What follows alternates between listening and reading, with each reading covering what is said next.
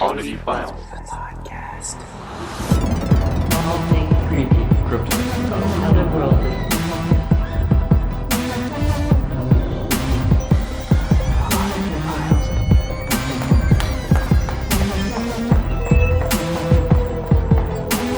Oddity Files, the podcast. We just got in trouble for starting too early. Apparently so. DJ Jimmy's just doing his job. We were It's a like, good thing we're he's ready cute or because I'd we fire him. actually have like slept, since last week. I know. Thank God. I'm not going to guarantee my energy level is where it should be. You know, though, I slept for like 10 hours that night.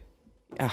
Straight. I did not. I had a waxing appointment early in the morning, so I had hairs ripped from the follicles of my thighs. No Good aliens times. to do the job. No. Damn. I've Googled it. There's no alien Botox doctors in Indianapolis, so that's a bit of an issue. How was your week? It was great. The last podcast was very well received, which I was super excited about. know. Yeah. Thank you again, Jeremy, for your story last time. That was so cool. It was so amazing. And we've got some good stories this time. We've got a listener story, which are my favorite. So I can't It wait is really to read cool. that one. We'll do that after our stories, I think. I do want to mention again, because we're so super stoked about doing our first live podcast, In because March. dreams do fucking come true, kids. March Thanks, 15th. Trev and Nate. March 15th? March Thank 15th, you. we will be at the Sharonville Convention Center, which is on the north side of Cincinnati at Horror Hound Weekend. Yes, and it's horrorhoundweekend.com, so you can get your tickets to that. And not to mention, they have some really cool guests there this year. They're doing like an Addams Family reunion. I'm excited about House on Haunted Hill. That too. But they have like Christina Ricci, and they have like Meatloaf, Neve Campbell. Wait, Meatloaf's going to be there? Yeah. He is all about the paranormal, Clayton. Really? He's been on Ghost Hunters. I had no idea.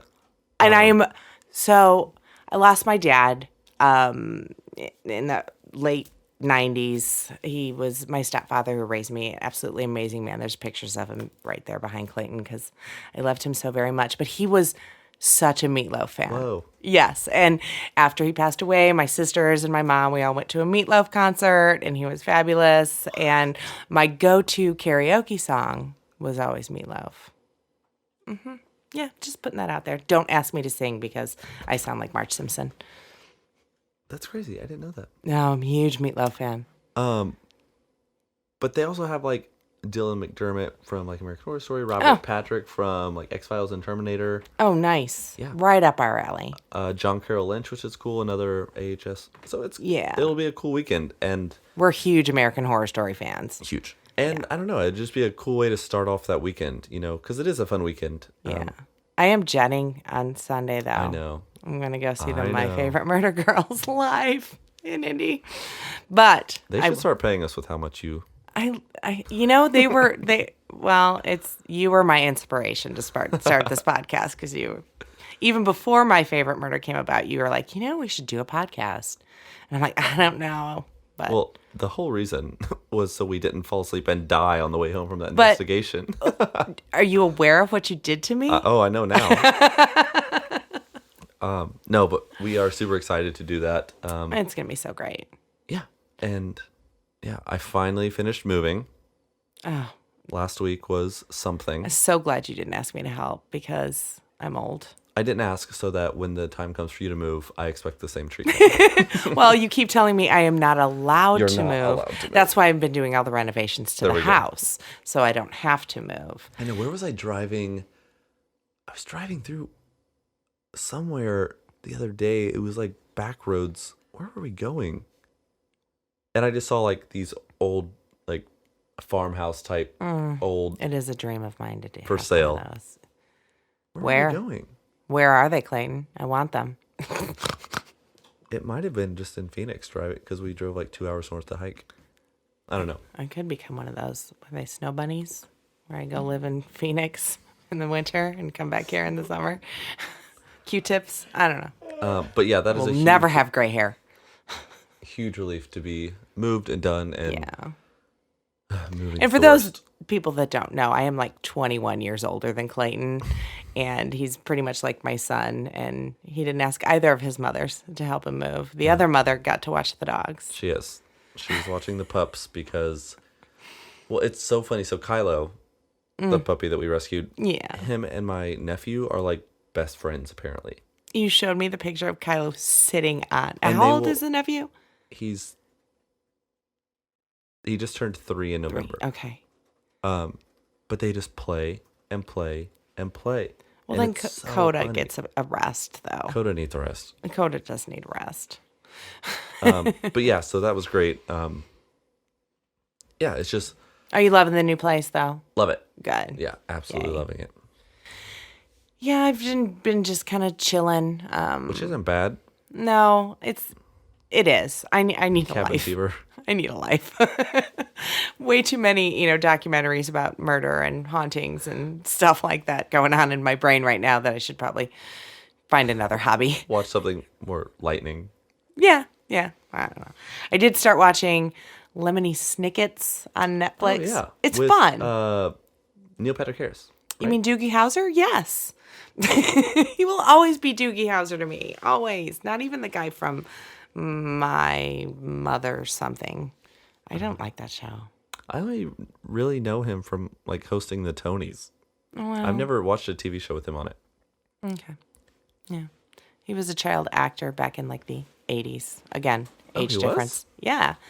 So, you know that new TV show where the guy from Bates Motel is like the child doctor? Yeah, It good was doctor. pretty much that. Oh. Yeah. But he was had like no idea. 12, I think. I don't know. I haven't watched it. I do love Neil Patrick Harris, and I love to watch him on The Social with his baby twins. They're so adorable. You know a lot more about him than I do. Yeah. I used to be a celebrity addict, but now that we work with them, I don't really pay attention anymore. That's okay. But while we're here, before we get started, we want to plug all the socials, which is at Oddity Files. We have a website, oddityfiles.com. It updates you on podcasts, on brand new episodes. It lets you know. Actually, that is where you can buy merch. Yeah, which is we've actually had some people buying our I merch. know. I'm so excited because it's been a hot minute. I know. And I think I was the only one that owned the paranormal checklist one that said K2 Spirit Box. All that. Right. Somebody finally bought one. I'm so excited. Like I know, hot we pink. need one with our cover art. Oh my god, that would be so fun. That would be cool. Yeah. We do need like Oddity Files and then like the podcast, really tiny. on the bottom. Subcategories. Yeah. A little bit about our podcast. We tell stories to each other about weird shit that we find on the internet. Just strange, mysterious, otherworldly, Otherworldly. as our opener says. Yeah. Strange shit that we find on the internet. I think we have a new tagline. You want to know about strange shit found on the internet? You listen to Oddity Files, the podcast. So, yeah. So we've been living the dream, as always. But I've got a haunting story this week, I have a strange occurrence. which leaves me so very curious. How vague is that? I know. Stop it over there. You're killing There me. will over be here. no octopi involved in this story. Thank God. I don't have any aliens in my story. So we're just trying to shake things up a little Yeah. bit. And if there's stories you guys want to know about, you can always email us at oddityfilescrew@gmail.com. Also, we want to hear your stories. That's like one of my favorite things about this. Last week we had Jeremy's story. This week I have a story that was submitted. It wasn't really submitted. I actually contacted her and said, so can you write up that story for me so I so can read cool, it though. on the air? Yeah. So who does go first this week? Kitsie, you do. Okay. Perfect. Are you sure? Oh, no. Clayton does. I was like, You're fired. I thought I ended talking about the octopus. Cool. Well, I am ready to hear your story. Okay, so this one's old, and it's in Europe. So Oh, fancy. Will you tell it in an accent? nope. Damn it. Okay, so something odd happened on a cold night, February 8th, 1855. My story's in the 1800s too. Wow, it's like Yeah. Look at it. It's like Right. we're on the same page. it It's was like we know what we're doing. something like that. So, sorry, just before I start. So before we go into episodes, we legitimately have no idea what each other are doing. The only No. person that knows is producer James. You mean DJ Jimmy? DJ Wah, Jimmy. wah. But seriously, he's the only one that knows. Yeah. And I mean, sometimes I might be like, is she doing something cryptid or haunting? Just so that we're Yeah. not like both telling a cryptid or something Right, like that. right. But that's the most that we could possibly know. So absolutely. the fact that that is happening is I know. crazy. Same page. So, Look at us. anyways. Go us. so cold night, February 8th, 1855 in Devon, England. Okay. So that winter on record was extremely cold. Okay. According to reports from the time, temperatures remained around freezing through March. Oh. Yeah. And the low temperatures didn't allow for snow to melt. And so any snowfall just kept building up. That's odd for the UK. Yeah. Yeah. So these extreme weather conditions were perfect for, What's What's about to getting go ready to happen. down? yeah. So according to the few witness accounts from that time, after a heavy snowfall on the night of February 8th, like I said, mysterious hoof marks appeared all over South and East Devon. The hoof marks were reported to be around 4 inches long and 3 inches across, between 8 and 16 inches apart, mostly in a single file line. Okay. Reports of these footprints came from around 30 different locations. The combined footprints had a reported length between 50 and 100 miles. Oh, fuck. Yeah. It seemed that the creature had left traces and could literally overcome anything. Like these things went over houses, through rivers, What? like haystacks, like high walls, through drain pipes, everything. Oh, God. So firsthand evidence of anything like this is rare, right? Yeah, of course. And what's so crazy is that night they got a heavy snow. okay. So for this to be spread that far, you would think the snow would like start to cover up these, Right. but they were So it was fucking fast. yeah. Okay. So the first written accounts that like were discovered about this appeared in 1950. So 95 years. Oh, shit. Yeah. This has been going on. Well, no, Or this after is this. the occurrence. Okay. Yeah. Gotcha. A collection of documents belonging to Reverend H.T. Ellicombe,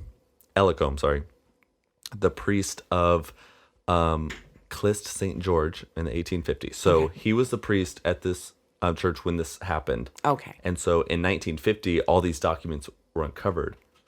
Oh, so they found the Yeah. document. Oh, I misunderstood what you were saying. I'm No, you're sorry. fine. So these documents included his personal letters, some tracing, and literal like tracings of the footprints, and a letter to the Illustrated London News marked "not for publication." Oh, shit. And here's actually like an actual quote from that letter. So Okay. it says, "The marks which appeared on the snow, which lay very thinly on the ground at the time, were seen on Friday morning. To all appearances were the perfect impression of a donkey's hoof. The length 4 inches by 2 3/4. Okay. But instead of progressing as animal would, they were right in a single file, So- in a single line. Okay. So whereas like a dog or a deer or a donkey are It'd have two sets. correct. Yeah. 4, actually. The distance from each tread being 8 inches, or rather the foot marks were exactly the same size and exactly the same width apart. Okay. End quote. So the footprints soon got the name Devil's Footprints or Tracks of Satan because of their shape and resemblance of a hoof. Some people started to really believe that the devil himself made these footprints because, again, 40 to 100 miles in a single Right. night snowstorm. And I mean, this terrified people because the event took place. They knew it took place after midnight this night because someone had been out and like there weren't footprints and then came back and that's when they discovered them. Right. So a British novelist, Geoffrey Household, had a different idea about the traces. Okay. He believed that an experimental balloon was mistakenly released. So like, if that makes sense. So like this experimental balloon was released and then like Right. bounced along. Oh, okay. Right. I'm like, how is a balloon going to leave these tracks? But that makes sense. Right. But Hence the look on my face. Sorry. yeah, no, it's odd. But since mystery was first investigated, there have been a ton of different theories, naturally. One of the more recent studies was done by a guy named Mike Dash, a notable Welsh writer.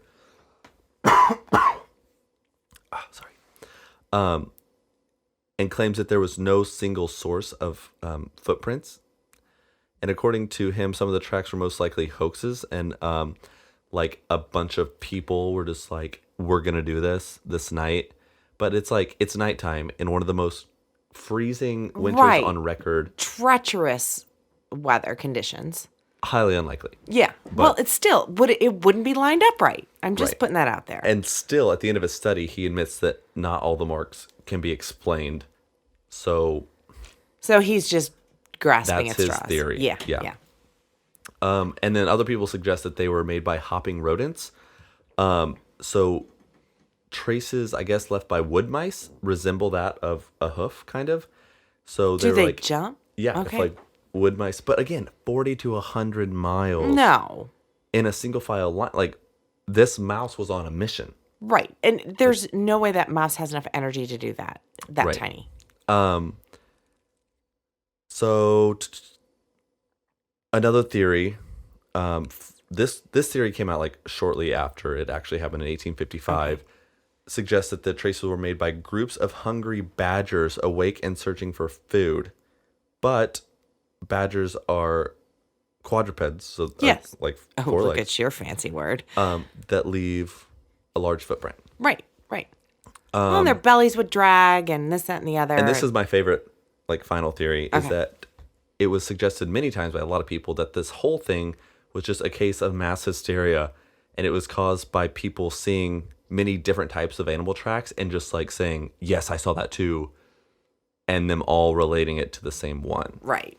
But whatever the truth may be, who really knows, because this being so long ago. And it's not happened since. Correct. But you can actually find the priest's drawings online, like the sketch that was in his paperwork. So he never said, like, it's a demon or it's a mouse. He just said the creature. He was simply recording, just... He was putting down the facts. Exactly. So if it was the mass hysteria, let's go. What did the mass hysteria think it was? Did they ever say? No. That it was just this phenomenon that, oh my gosh. So nobody saw it. They just saw the footprints. Right. Okay. But they were legitimately on the roofs of homes and there's no way little bitty animals can do that. Through rivers, and yeah. That's crazy. I don't know, but it just got the name Devil's Footprints, and like that's how you can find it online everywhere. It's Devil's Footprints, or Tracks of Satan. But it's weird because it's in basically a single file line. That's crazy, and we'll post photos of absolutely. that on our Instagram, right? At Oddity Files. I want to know more. I want to know what it could have been, because even all the people that are saying, "Well, this is my theory," still doesn't add up. Well, and it's just the thing, like. Okay, not saying that it's the devil's footsteps, or this goat. And it's almost more believable that they're not saying that, it was absolutely the devil. We're just going to call it this. Right. But it's just another one of those things. It's like, we honestly just don't know what it is. I know. And that's what I find interesting. Those are my favorites. Yeah, something that happened so long ago, and something that's not like, oh, we think this happened. Like, no, there were actual sketches and reports, and like here, that's his sketch. Oh wow! It almost looks like a horse. It literally looks like a horseshoe. Yeah. But yeah, can you imagine just like waking up and seeing that? Or no, just like going through like hundreds of years old like paperwork and finding this so cool. That would be really cool. Story though. of. Holy shit, look what I found. That's a great story. I love that. I kind of hope there's somebody finally figures that out, though. I mean, at this point, now it's going to be like in the back of my brain. All they have is a sketch. Yeah. It's going to be one of those things where I wake up at 3 o'clock in the morning, can't fall asleep, and going, what the fuck was that? Right? You know? Oh, I love that. Thank you for that. I have a haunting story. Can't wait. It's the Sprague Mansion Haunting. And it's located in Rhode Island, where we've actually investigated, where all the beautiful homes are and all the hauntings are on the East Coast. Old Homes. So 3 generations of the Sprague family lived in the house. The Spragues were founders of the Sprague Print Works in 1808, which later became the Cranston Print Works, which is the only continuously operating textile printing company in America, which is kind of cool. Didn't know that. At the time of the Civil War, the A&W Sprague Company was the richest textile company in the United States, and the house was built in 1790 and was expanded in the early 1800s by Colonel Amass, A-M-A-S-S. Sure. Okay. Colonel Amass Sprague. All I see is ass at the end of that. I'm good. The Sprague Mansion is located on Cranston Street in Cranston, Rhode Island. On a cold and snowy night, New Year's Eve in 1843, now I have it as Amasa Sprague, so I don't know. We'll go with Amass. I think it's Amasa makes more sense. Amass. I mean, I am an ass, but we'll go with Amasa. Typo queen. Amasa Sprague finished a large family dinner in his Cranston, Rhode Island mansion and took a walk. At least 2 men set upon Sprague during his after-dinner walk. A bullet struck his right forearm, which disabled him from the beating that followed. My I gosh. know, it's crazy. His attacker struck him on both sides of the skull with a blunt instrument, and his skull was fractured, rupturing the brain membrane. Okay. So that in turn, of course, killed Colonel Sprague right on the spot. Obviously. Yeah. And it's crazy because I don't want to get into the whole murder side of things, but this trial went on and they think that they convicted the wrong guys for it. And it's actually a really, really interesting story. I'm sorry if I missed this. What year is this? The death happened in 1843. Okay. In Rhode Island. So then in the late 1800s, Lucy Chase Sprague lost her fortune and died penniless in the Sprague Mansion on Cranston Street as well. But we'll get to the haunting side of things now. Apparently, the first reported paranormal activity was in 1925 when guests reported seeing a ghost on the elegant central stairway that actual Colonel Sprague had put in the house. Okay. So they didn't say whether it was male or female, but they saw an apparition on this central staircase. 3 years later, the wife of one of the Cranston Print Works managers, which the home became the hub, like the offices for the Cranston Print Works. I see. The wife of one of the managers was down in the wine cellar and felt someone brush by her arm when she knew she was the only one in the cellar. And then not much later than that, another visitor to the mansion claimed while in the wine cellar that he saw a white thing brush by him. That's again terrifying. In the cellar. Other visitors feel an icy cold presence in the cellar, and the activity began to spread throughout the house. People would see shadows in the mirrors all over the house. So it kind of leaves me wondering, okay, so all this death and stuff happened in the 1800s. Why 1925 all of a sudden? Is it because of all the spiritualism that was so popular back in that time? Or is it people just didn't talk about it before that time? Maybe they're like too scared of it. That could be. That's how I was as a kid. I didn't want to talk about it. I didn't want to know anything about it. And now look at me. So they probably should have talked about it. The last residents of the mansion were the supervisors, like I had said, of the Cranston Print Works. And the house had been thought to be empty. The house had been thought to be empty when the Print Works decided they no longer needed such a big piece of property. In 1967, the Cranston Historical Society took over the mansion and began repairs on it and just kind of bring it back to its heyday. Now, right after the property was acquired by the Historical Society, Bob Lynch Jr. and some of his Brown University classmates decided to spend the night at the mansion. Doesn't really say why. It talks more about their experience when they're there. But the boys got there, and the paranormal activity was off the charts. They got there, and they tried to set up places to lay down and sleep and things like that. And each and every one of them had the blankets ripped off of them. What? Yes. And they all swore to each other that it was not the other one. That's creepy. aggressive. I've never had that happen in my life. Nothing close. I would freak the fuck out. Absolutely.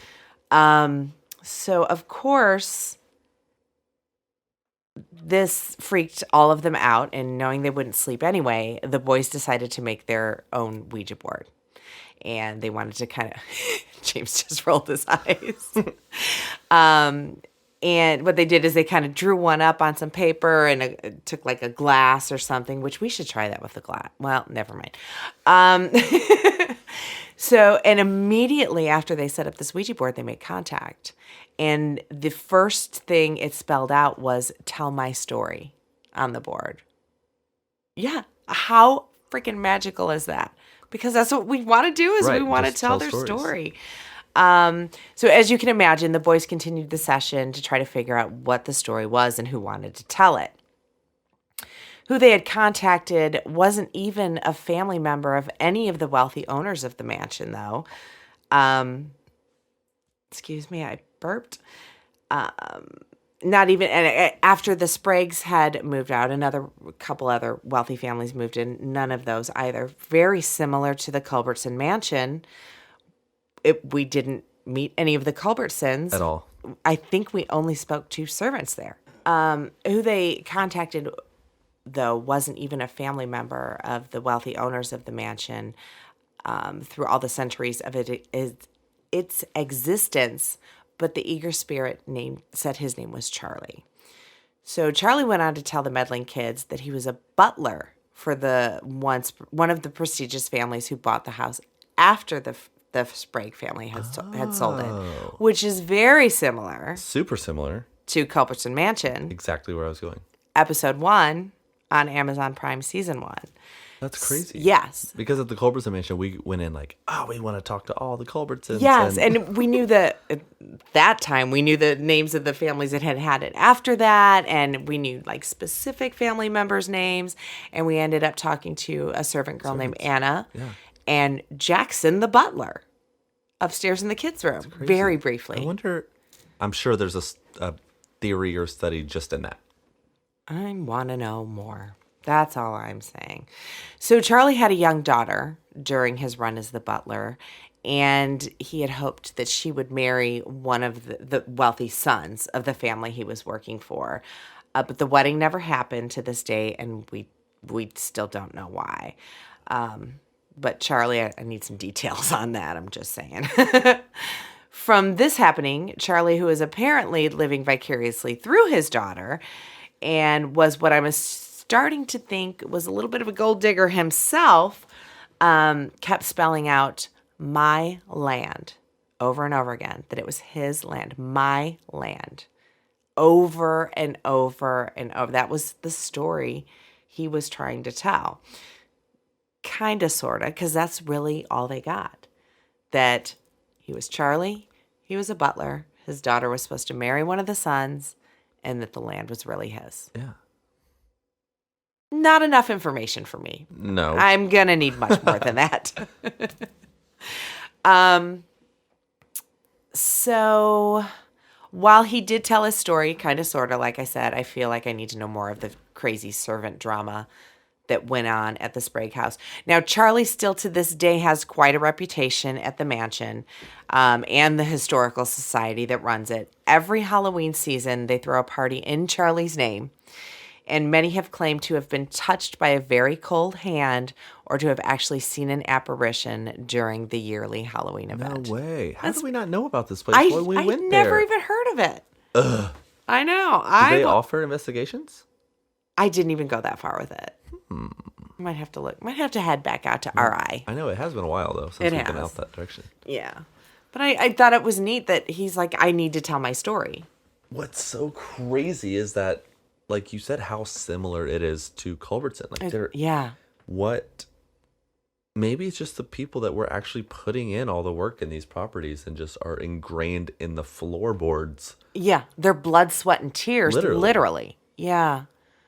I don't know. That's so wild. It is. And it's 9 times out of 10. I mean, Charlie's going to be the one that wants his story told. I mean, the Culbertsons and the Spragues, their story's out there. I feel like the servants are the ones that have the actual truth, not like stuff that's catastrophic, but just stuff that would be like name damaging for these like prominent the dirty families. Little details. Exactly. Yeah. That they were just really easy to sweep under the rug, but now these servants are like, you know what? History books are boring. I want to know the deets.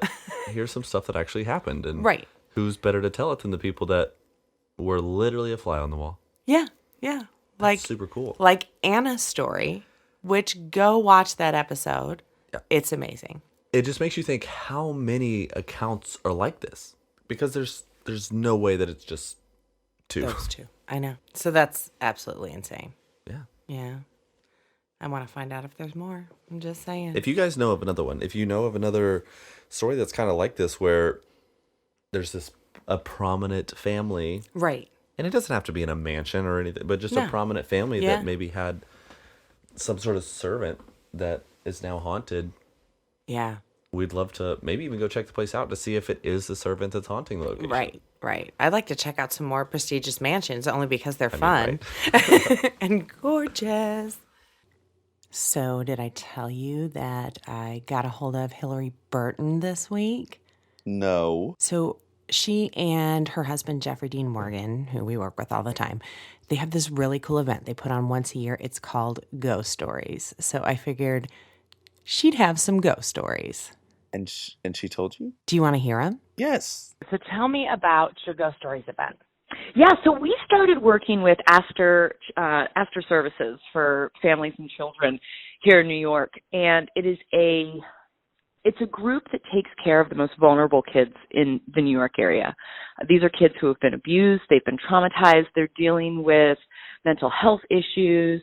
And so Jeffrey and I started a fundraising campaign to renovate the residential center, and we figured what better way to raise money for kids than doing our favorite childhood activity and telling ghost stories. I love it. I love it. And I love seeing the progress you post online of the renovation of the Astor House. It's amazing. It's been fun. You know, it's amazing what a little bit of color can do. And Benjamin Moore Paint donated paint to us. And I think the very first year they really didn't know what we were doing. It was like, what do these people want? And then when we could show them the before and after pictures of what just paint and decals could do, they were totally on board, and they've been so generous with us. So, yeah, I mean, if you're working with kids, you want to use your imagination. And so we tried to bring some imagination into the space. Cool. And those stories, all the proceeds of this event actually goes to that project, correct? Yeah, we've been, anytime you're taking people's money, you want to be really transparent about where everything goes. Right. So literally every dime goes towards the renovation of the building that these kids live in. It was actually John Jacob Astor's family built this building, forever ago, in the 30s, 40s, and then this residential center was built in the 50s, and it's cell blocks. It's barren. Oh yeah. It was run by like the Catholic Church for a very long time, so there were no frills, there was no like research done into how color affects a child's therapy, things like that. Right. So the care these kids get is amazing, but I mean, you want to talk about ghost stories. This place was freaky looking. And that was initially what attracted Jeffrey and I. We drive past this really austere-looking building in town that had these huge gates up front. No one knew what it was. Just thinking about it. Yeah, it's freaky. And I've been told there's a ghost in the attic. There's like an upstairs room that the nuns used. You'll have to come and maybe we'll do some ghost hunting together.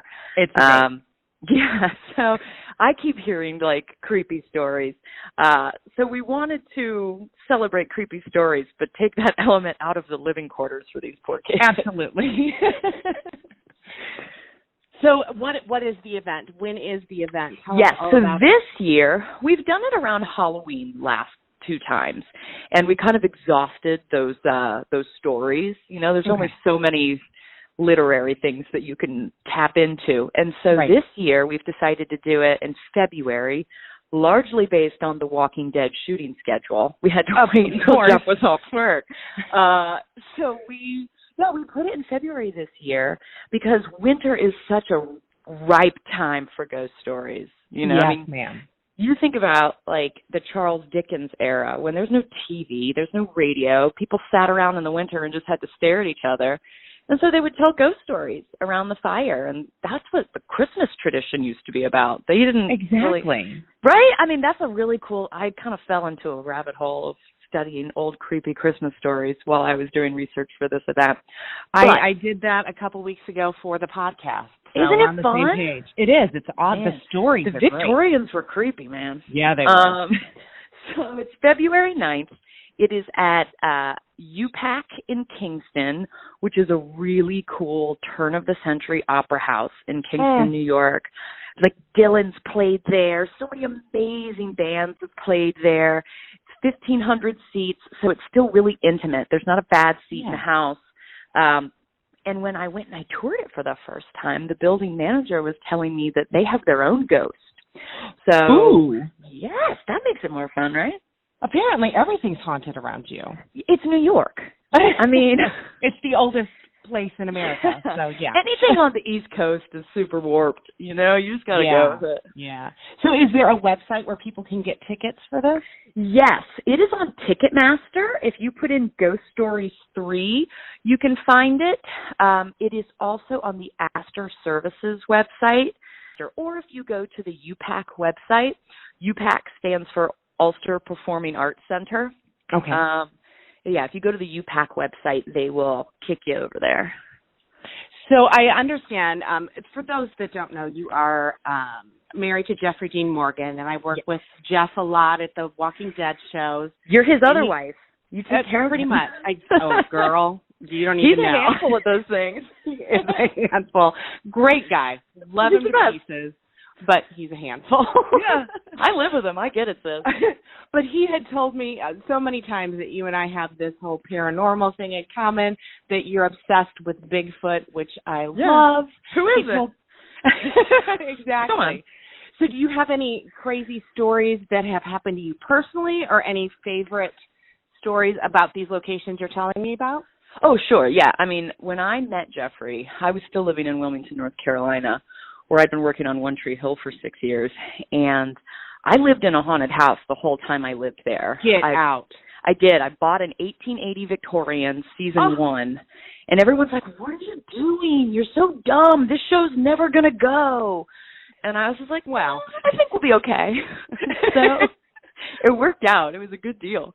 I got it really cheap, because all the houses on the street around it were either in disrepair or abandoned. And as I lived there, people would renovate and weird things would happen. The house next door to mine, they were digging in the backyard and they found a bunch of human bones. Get out. I was like, that's all right. That's weird. Yeah. That's a little sketchy, but let's move on.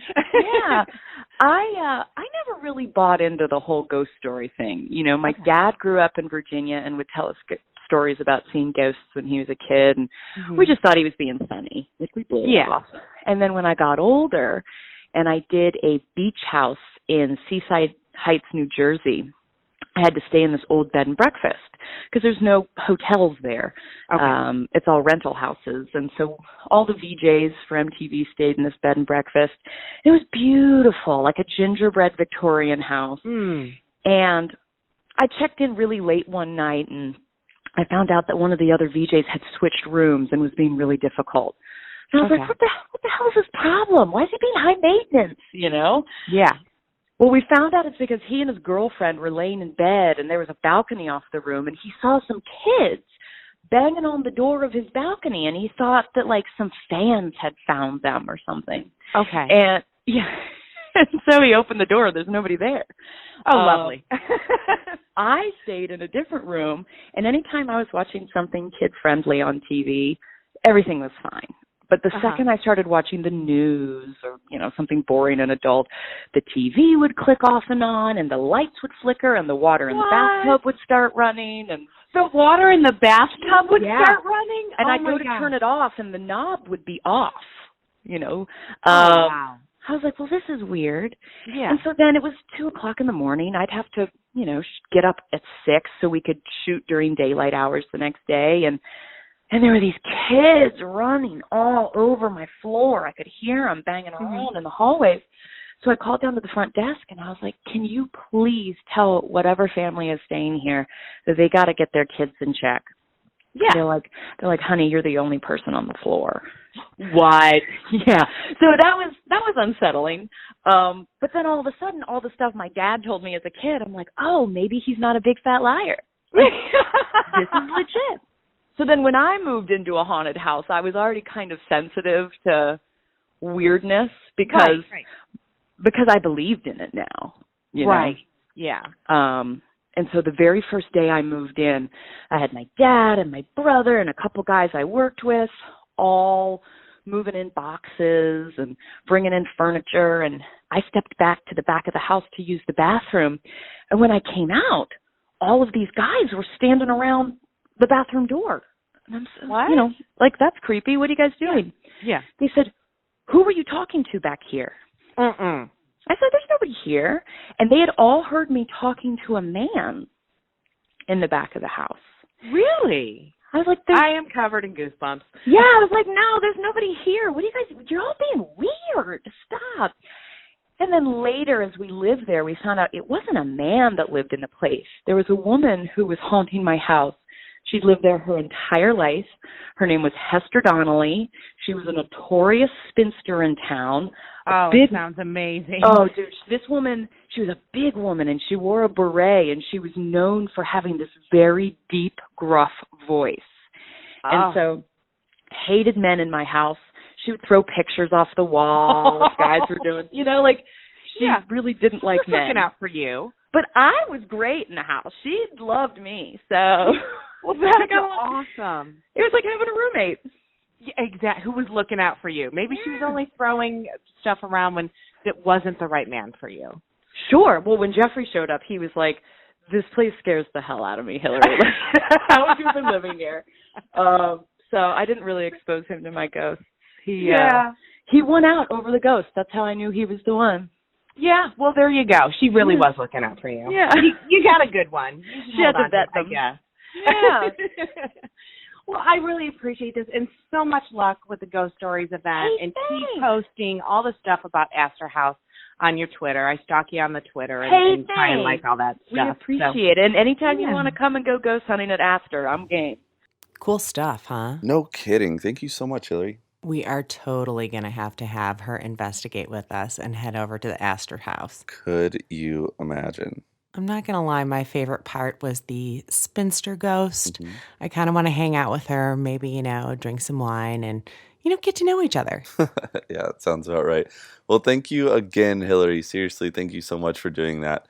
But as always, guys, if you have stories of your own of personal encounters or just experiences, shoot them over to oddityfilescrew@gmail.com, or you can just slide in our DMs and we'll get them there. And if you're up for it, we can even, get you on the phone and have a little interview with you. Who knows? I have a story that was sent to me by a friend. It's really good. I may cry. This was submitted by my friend Tracy Camp Stevens, who I met at Horror Hound. Right. In Indianapolis. And she told me this story there, and I was bawling like a baby. She calls it, I Can See Daniel Waving Goodbye.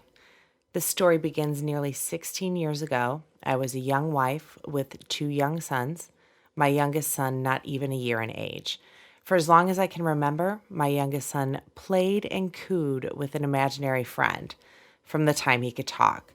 When playing with this said friend, in air quotes, he called him Daniel. He literally said Daniel before he said the word mommy. Aww. Okay. Imaginary friends kind of creep me out. Continue. I paid close attention to the cartoons he watched, my older son's friends at the babysitter to try to figure out where the name Daniel may have come from, and she came up with nothing. That's creepy. After a weekend of my boys staying with their aunt, I went to pick them up. Their aunt stated that it came in, that's my son's name, by the way, talked to his imaginary friend a lot this weekend. I took a deep breath and just blurted it out. I don't think his friend's so imaginary. She took a sigh of relief and said, I'm so glad you said that. I don't think so either. Nightly for the next couple of years, at some point in the middle of the night, Cayman would wake up and play with Daniel. No. Yep. I witnessed him playing pass. I didn't see a ball, but his movements were definitely of a ball being thrown and caught. What? He chatted and talked to him, although I couldn't make out a lot of the baby gibberish. It didn't matter if he was in my room, his brother's room, or even not at home. His dad, his grandmother, both his aunts, babysitter, all witnessed the same thing that I was seeing. When Cayman was about a year and a half old, lost my spot. Sorry. You're good. My husband's sister passed away unexpectedly. On the whim one day, we decided to go to a psychic, just for pure curiosity. Some of the family thought there may have been some foul play in her death. We sat down with the psychic, but the reading took us in a very different direction than we went there for. The psychic paused, looked directly at my husband, and states, "You have a guardian angel, and his name is Daniel." Oh. Goosebumps. I have goosebumps too. I literally gasped out loud and nearly fell out of my chair. My husband and I knowingly looked at each other in disbelief. It was a long, awkward, silent car ride back. My husband and I had split up for reasons irrelevant to this story. The visits from Daniel did not subside. It's been nearly 2 years now that Daniel comes to play in the middle of the night every single night. Cayman was sleeping in my room. It was a Saturday night, a night that will forever be embedded in my brain. As much as I'd like to forget it, just like any other night for so many years, I'm awakened to Cayman talking to Daniel. But this time it was different. They weren't playing and laughing. Cayman was upset and trying to tell me what Daniel was telling him. God loved this little baby 2-year-old heart. He just didn't have the vocabulary to tell me, try as he may. Cayman was shaking me and upset and started saying, "Mommy, Daddy, car, keys, oh no," over and over again. "Mommy, Daddy, car, keys, oh no." On Monday morning, they found his dad holding a picture of Cayman and his brother, a cross in the other hand, in a field in his car. Carbon monoxide poisoning. Suddenly, Mommy, Daddy, car, keys made so much sense. From all the police reports, the coroner's report, etc., the date of his death was undetermined. But I know, oh, do I know, it was Saturday night. For a few more months, Daniel would start to visit. Daniel would visit, but not every night. Sometimes Cayman would talk to Daniel and Daddy. Then it just faded out until one day it stopped completely. I believe in my heart of hearts, in every fiber of my being, that Daniel was a guardian angel. I believe that he was with both my husband and Cayman that cold, lonely night. I believe he was there for so long beforehand, knowing what the end outcome was to be. I believe that he knew my sweet baby angel Cayman was too young to understand why his dad would go away and never returned, so befriended him long before to help him in his sad journey without words to communicate his feelings. I thank him for that. I believe that once Cayman had a grip and the understanding that it was time that Daniel moved on to help the next baby angel who needed him. She in parentheses, "Oh my, I just got chills all over my body," and typing that last sentence. Girl, I feel you. Daniel waved goodbye, or is that the clouds in my eyes? So if anyone listening and your baby angel is talking to an imaginary friend named Daniel, Tell him that 18-year-old Cayman and myself are truly grateful for him and his assistance when we needed him the most. She said, thank you so much for taking the time to read this and keep rocking on. Much respect, Tracy Stevens. Whoa, that's Wow. a lot. Yeah. So does Cayman, like, does he remember this? Yes. I know he's only... She asked his permission if she could send it in. That is incredible. Incredible. And I was good until she's like, so if anybody listening, Right. I'm like, ah. Tracy, That is... thank you for sharing that emotional, so personal story with us. Absolutely. And thank you for letting us share it with our fans. Well, and it just goes to show that there's so much out there, and you could call it paranormal that isn't Scary. sinister. No, so most of it's not. I firmly believe that. And it's just, there's stuff that you can't explain. And I believe in guardian angels. I do. I believe in my dad that I talked about. He's my guardian angel. Yeah, and he still loves meatloaf. That is Oh, Tracy, that amazing. story is so amazing. Thank you so much. And thank you guys for listening, and follow us on all the social. Check out our website, order our merch, if you'd be so kind. We don't really make that much money off subscribe, it. rate, download, and on like Apple Podcasts, leave a review. Yeah. You know, just even if it's a couple words, what you think of it, just put it on there so we can see it, other people can see it. Yeah, because tell your friends about us. yeah, we're still super new to this, so Yeah, and we're having a blast. We are having so much Even fun. though I'm ugly crying. If you have a story, it's it's oddityfilescrew@gmail.com. Thanks, guys. You're awesome. goodbye.